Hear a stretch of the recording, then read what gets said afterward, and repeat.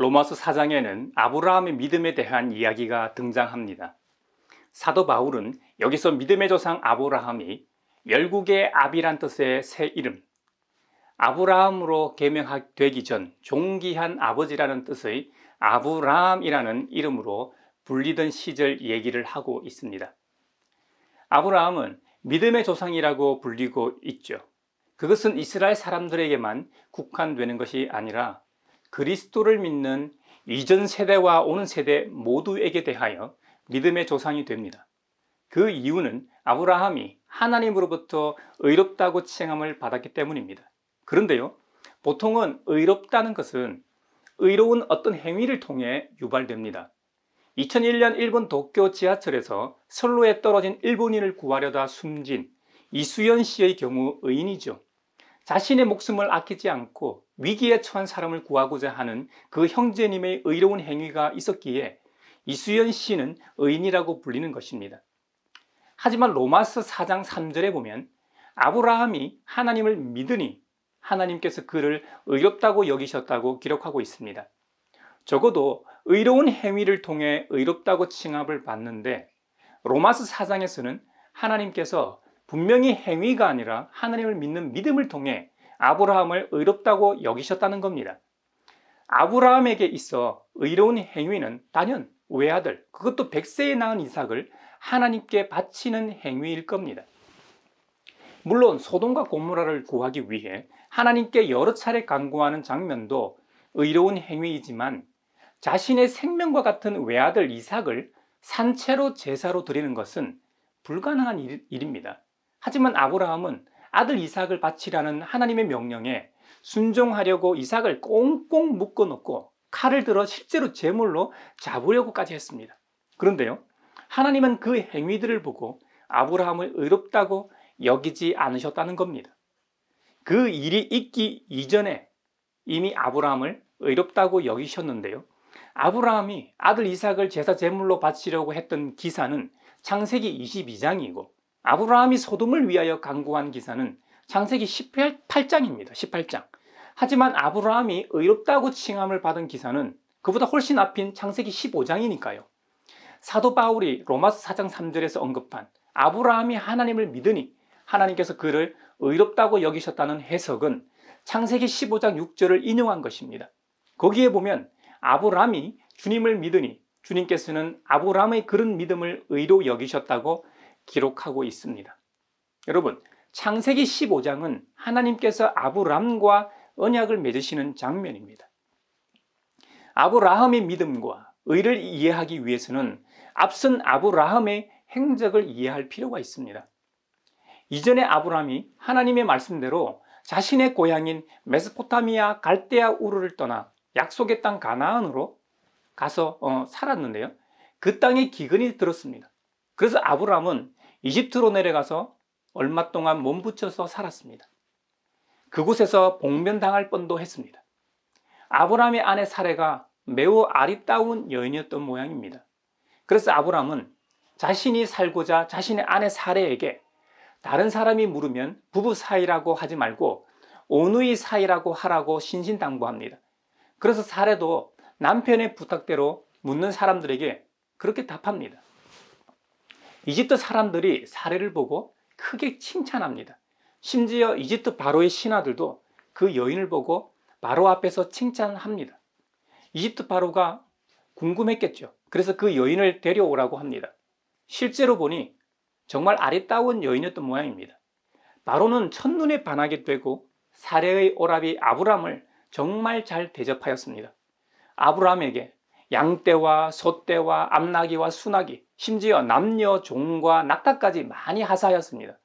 그런데 이 일로 인해 하나님께서 바로의 집안에 무서운 재앙을 내리셨던 모양입니다. 아브람의 아내를 바로가 아내로 취하였기 때문이죠. 사실 바로는 나쁜 의도가 없었습니다. 그렇기 때문에 사레의 오라비인 아브람에게 호의를 베풀었던 것이죠. 아니면 외국인인 아브람을 그냥 죽이고 사레를 아내로 삼아도 되지 않습니까?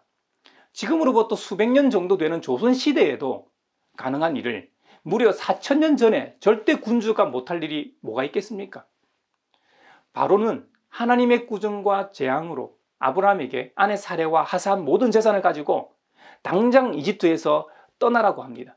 이에 아브라함은 기근으로 인해 가나안에서 이집트로 이주했다 거부가 되어 다시 가나안 땅으로 돌아오게 된 것이죠. 아브라함 가족이 거부가 되어 가나안 땅으로 돌아올 때 아브라함은 바로로부터 받은 재산을 혼자 독식한 것이 아니라 조카 롯에게도 분배해 주었습니다. 두 집안이 시간이 흐를수록 재산이 더욱더 늘다 보니 함께 거주하기가 어려워졌습니다. 팔레스타인 지역상 농경 사회보다 유목 생활이었기 때문에 짐승들이 먹을 풀이 부족했던 것이죠. 그러다 보니 자연스레 아브라함의 목자들과 이 롯의 목자들 사이에서 다툼이 발생하곤 했습니다. 그래서 아브라함은 조카 롯에게 당부합니다. 너와 나 사이에, 그리고 너의 목자들과 나의 목자들 사이에 어떠한 다툼도 있어서는 안 된다. 우리는 한 핏줄이 아니냐. 네가 보는 앞에 땅이 얼마든지 있으니 따로 떨어져 살자고 제안합니다. 그러면서 네가 왼쪽으로 가면 나는 오른쪽으로 가고 네가 오른쪽으로 가면 나는 왼쪽으로 가겠다고 합니다. 삼촌 아브라함의 말을 들은 이 롯이 멀리 보니까 요단 온 들판이 소알에 이르기까지 물이 넉넉한 것이 마치 주님의 동산과도 같고 이집트 땅과도 같아 보였습니다. 그래서 조카 롯은 요단의 온 들판을 가지기로 하고 동쪽으로 떠났습니다. 이에 아브라함은 가나안 땅 헤브론의 마물에 곧 상수리 나무들이 있는 곳에서 살게 되었습니다. 조카 롯은 평지의 여러 성읍을 돌아다니면서 살다가 소돔에 정착해서 살았다고 합니다. 잘 알려진 대로 소돔은 정말 살기 좋은 환경이었기에 그곳에 모여 사는 사람들은 교만하고 악하여 온갖 죄를 짓고 살았다는 것이죠. 조카 롯이 살고 있던 지역인 소돔 왕 베라를 중심으로 한 이 다스 왕들의 연합군과 엘람 왕 그돌라오메를 중심으로 한 4명 왕들의 연합군이 소금 바다에서 전쟁을 하게 되었습니다. 이 전쟁에서 엘람 왕 그돌라오멜 연합군이 승리하게 됩니다. 이에 소돔에 살고 있던 조카 롯도 함께 포로로 잡혀가게 되지요. 이 소식을 접한 아브람은 자신의 정예 군대 318명을 이끌고 조카 롯을 구하러 출정합니다. 아브람은 여러 패로 나누어서 기습 공격을 가해 큰 타격을 입히고 달아나는 이 무리들을 다마스쿠스 북쪽 호바까지 뒤쫓아가서 조카 롯도 구하고 모든 재물도 되찾아 돌아옵니다. 심지어 포로로 잡혀갔던 다른 사람들과 그들의 재물 또한 모두 찾아 데려옵니다. 이런 일이 있고 난 후에 오늘 본문의 언약이 이어지기 때문에 이렇게 장황한 설명을 했던 것입니다. 어떻게 보면 믿음의 조상 아브라함의 믿음과 이 의로움을 논할 때 이렇게 말할 수도 있을 겁니다. 외아들 이삭을 산제물로 바치는 일이 아니더라도 일찍이 하나님께서 아브라함에게 많은 이적과 기적을 베푸셨구만. 그리고 많은 재산도 주셨고 이렇게 많은 세월 동안 이루 말할 수 없는 많은 은혜를 주셨기 때문에 안 믿을 수 있겠느냐 말이죠. 그것도 부인할 수 없는 사실입니다. 그런데 기근이 생기자 이집트로 내려가고 바로로부터 엄청난 재산과 선물을 받게 하셨기 때문에 하나님을 믿었을까요? 조카 롯을 구하는 전쟁에서 죽지 않고 살아 돌아왔을 뿐만 아니라 조카 롯과 사로잡혀간 모든 사람을 구했기 때문에 하나님을 믿었을까요? 처음으로 돌아가면 답이 나옵니다. 원래 아브라함은 가나안 사람이 아닙니까? 가나안 사람이 아닙니다. 그는 원래 메소포타미아 갈대아 우르 출신입니다. 그곳에서 아버지 데라는 우상 조각을 만들어 팔고 살았다고 알려져 있습니다. 넉넉하진 않아도 타국에서 살아가야 하는 위험 요소는 적어도 없었습니다. 익숙한 곳에서 어려움이 발생하면 시족 사회에서 그런대로 도움을 받고 살 수 있는 환경이었다는 말입니다. 그런데 어느 날 하나님께서 나타나셔서 명하십니다. 내가 살고 있는 땅과 내가 난 곳과 너희 아버지의 집을 떠나서 내가 보여주는 땅으로 가라는 겁니다. 여러분, 아무런 보장이 없습니다. 약속이라곤 내가 너로 큰 민족이 되게 하고 너에게 복을 주어서 내가 크게 이름을 떨치게 하겠다. 그리고 너는 복의 근원이 될 것이다 하는 말씀뿐이었습니다. 어떤 계약서도 합의서도 각서도 없고 물증이 하나도 없었습니다. 정확하게 말하면 아브라함에게 있어 믿음은 순종 행위 이전에 하나님에 대한 태도라는 말입니다. 자신에 대한 하나님의 약속을 믿는 것을 의미했다는 겁니다. 그래서 히브리서 11장 믿음장에서 믿음에 대하여 정의하길 믿음은 바라는 것들의 확신이요 보이지 않는 것들의 증거라고 했습니다.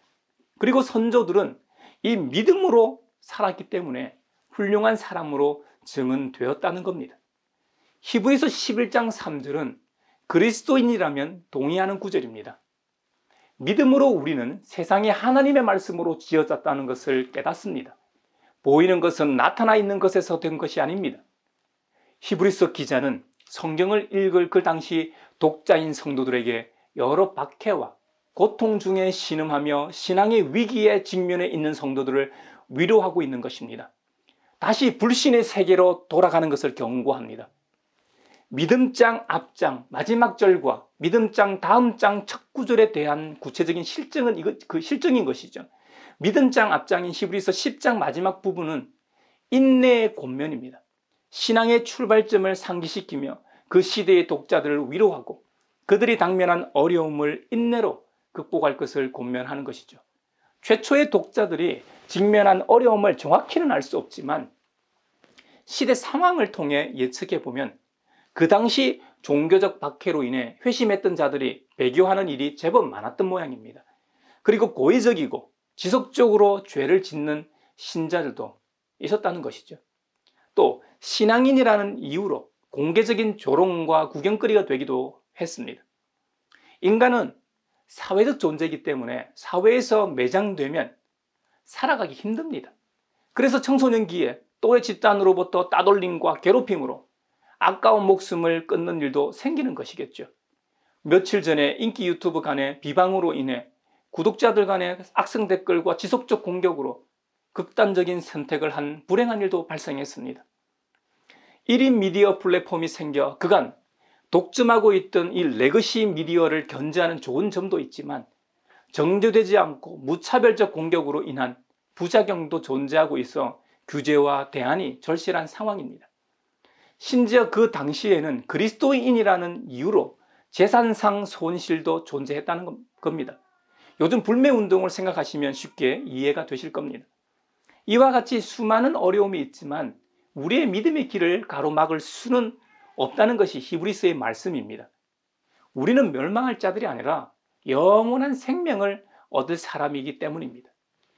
그래서 히브리서 기자는 하나님의 무서운 심판을 두려워하라고 경고하면서 이전 불신앙으로 돌아가지 말라고 권면하는 것입니다. 그런 다음 곧바로 독자들로 하여금 신앙의 길에 들어섰던 첫사랑을 기억하라고 권면합니다. 모든 사랑이 귀하지만 첫사랑만큼 강렬한 것도 없기 때문입니다. 하나님을 사랑하고 하나님께 감사하는 마음이 가장 순수했던 순간이 바로 첫사랑 시기일 겁니다. 신앙생활에서도 그런 것 같습니다. 가장 뜨겁고 순수한 시절이 예수님 믿은 지 얼마 안 된 시기입니다. 그래서 히브리서 기자는 10장 말미에 어떤 어려움에도 불신앙의 옛 생활로 돌아가지 말라고 권면하면서 11장 믿음장에서 믿음의 선배들을 그 증거로 열거합니다. 그 신앙의 선배들이 어떤 어려움이 있었고 그 어려움을 믿음으로 극복했음을 말하고 있는 것이죠. 그리고 12장 서두에서 어떻게 하면 첫사랑을 회복하고 꾸준히 믿음을 지킬 수 있는지 말하고 있습니다. 여러분, 믿음장에 나오는 수많은 믿음의 선배들 뿐만 아니라 구름대와 같이 수많은 증인이 우리를 둘러싸고 있다고 합니다. 오늘을 사는 우리도 저마다 갖가지 무거운 짐과 얽매기 쉬운 유혹거리들이 많지만 믿음의 창시자요 완성자이신 예수님을 바라보라고 권면합니다. 우리 예수님도 자기 앞에 놓여 있는 기쁨을 내다보고서 부끄러움을 마음에 두지 않으시고 십자가를 참으셨다고 합니다. 그리하여 예수님은 하나님의 보좌 우편에 앉으셨다는 겁니다. 그러므로 예수님 자신에 대한 죄인들의 이러한 반항을 참아내신 예수님을 생각하라는 겁니다. 그리하면 여러분은 낙심하여 지치는 일이 없다고 권면하고 있는 것입니다. 사도 바울은 빌립보서에서 오늘을 사는 우리가 믿음의 경주에서 이길 수 있는 방법으로 목표점을 바라보고 달릴 것과 우리의 시민권이 하늘에 있음을 기억하라고 권면합니다. 일반적으로 사람들은 이 세상의 것에 연연할 수밖에 없습니다. 지난 시간 다 나누었습니다만 최초의 인간을 유혹한 시험이나 예수님께서 당하신 시험도 마찬가지입니다만 결국 이 세상의 유혹거리나 어려움은 육신의 정욕, 안목의 정욕, 이생의 자랑, 범주에 해당합니다. 그래서 이번 대선에서도 부동산 정책 실패로 인한 분노가 표심으로 나타나지 않았습니까? 후보는 중요하지 않습니다. 나에게 손해를 끼치고 내가 추구하는 방향과 반대일 때는 후보가 아무리 범죄를 저지르고 부적격해도 그건 상관없는 것을 이번 대선을 통해 보았습니다. 저는 개인적으로 이번 대선을 보면서 미국 신화짜이면서 기독교 윤리학의 대가 라인홀드 리버의 유명한 저작 도덕적 인간과 비도덕적 사회가 많이 생각났습니다. 부인할 수 없는 인간의 어두운 면을 신랄하게 비판한 책인데요.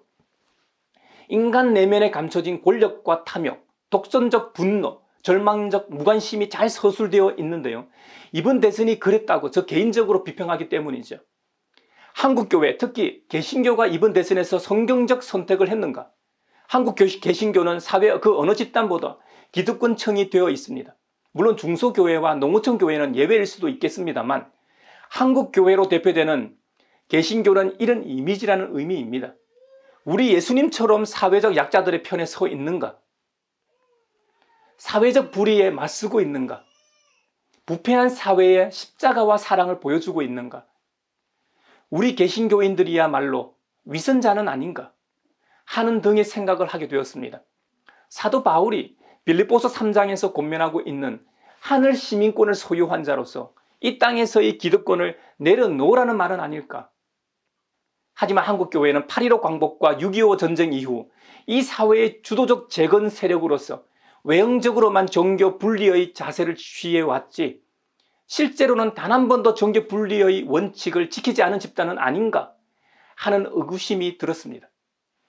우리가 기다리는 재림주 예수 그리스도께서는 우리의 비천한 몸을 변화시키셔서 주님의 영광스러운 몸과 같은 존재가 되게 한다고 하셨는데 왜 이리 이 세상의 것들을 놓지 못할까? 그것은 우리가 죄인이기 때문입니다. 첫 아담의 불순종으로부터 시작된 악의 고리는 종말의 때까지 지속될 것이기 때문입니다. 그래서 사도 바울을 통해 우리가 하늘의 시민권자임을 재확인시키고 계시는 것입니다. 그리고 우리의 목표점이 하늘에 있고 하늘의 것임을 확실하게 해두는 것입니다. 여러분 명심하십시오. 믿음은 순종 행위 이전에 하나님에 대한 태도입니다. 저와 여러분 각자를 향하신 하나님의 약속을 믿는 것임을 잊지 마십시오. 이 시대에 우리 예수님께서 오신다면 2000년 전 예루살렘을 바라보시며 한탄하신 것과 똑같을 겁니다. 누가복음 13장에 보면 예수님께서 여러 성읍과 마을에 들르셔서 가르치시고 병 고치신 후 예루살렘에 입성하셨습니다. 그때 몇몇 바리새파 사람들이 다가와서 예수님께 여기에서 떠나십시오. 헤롯 왕이 당신을 죽이고자 합니다 하고 귀뜸까지 해줍니다. 이에 우리 예수님께서 이렇게 말씀하셨죠. 가서 그 여우 즉 헤롯에게 전하기를 보아라. 오늘과 내일은 내가 귀신을 내쫓고 병을 고칠 것이요 사흘째 되는 날에는 내 일을 끝낸다 하여라. 우리 주님은 창조주로서 분명히 겸손의 왕으로 이 땅에 오셨습니다. 그리고 가난하고 가엾고 사회적 약자들의 편에 항상 있으셨습니다. 그렇다고 부자들을 배격하거나 그들을 혐오하신 것은 아닙니다. 그들의 잘못된 관행과 태도, 삶을 질타하셨을 뿐이죠. 그리고 주님은 이들 모두를 위해 십자가의 길을 가심으로 사명을 다하셨습니다. 여러분, 그렇다면 오늘날 한국 교회와 성도들이 우리 주님처럼 살고 있는가 하는 것입니다. 부활절, 성탄절, 추수감사절, 어버이 주일 같은 특별한 날 말고요. 우리 주님처럼 항상 그들 편에 서서 신앙생활하고 있는가 말입니다. 그리고 그들을 위해 십자가를 지고 있는가 하는 것입니다. 우리 주님은 우리를 위해 죽으셨습니다. 한국 교회와 성도들은 세상적 욕망으로 사로잡혀 있는 자기를 부인하고 자기 십자가를 지고 주님을 따르고 있는가? 주님을 말씀하셨습니다. 자기 십자가를 지고 나를 따르지 않는 자도 내게 합당하지 아니하니라. 또한 이렇게 말씀하셨습니다. 누구든지 자기 십자가를 지고 나를 따르지 않는 자도 능히 내 제자가 되지 못하리라. 훗날 저와 여러분에게 이런 불행한 일이 일어나지 않길 바랍니다. 우리 주님께서 나는 너를 모른다, 너는 내 제자가 아니다 하는 일이 없기를 바랍니다. 주님, 저는 매 주일마다 교회에 나가서 예배드리고 헌금하고 봉사도 했는데 왜 이러십니까? 나는 도무지 너를 모른다. 아, 교회 생활을 했다고 하는데 그건 나와는 아무 상관이 없는 일이었다고 하시면 어쩝니까? 사랑하는 여러분, 훗날 저와 여러분에게 이런 불행한 일이 일어나지 않게 주님 말씀대로 살아갑시다. 이 사회의 한 시민으로서 건강한 기독 시민이 되도록 합시다.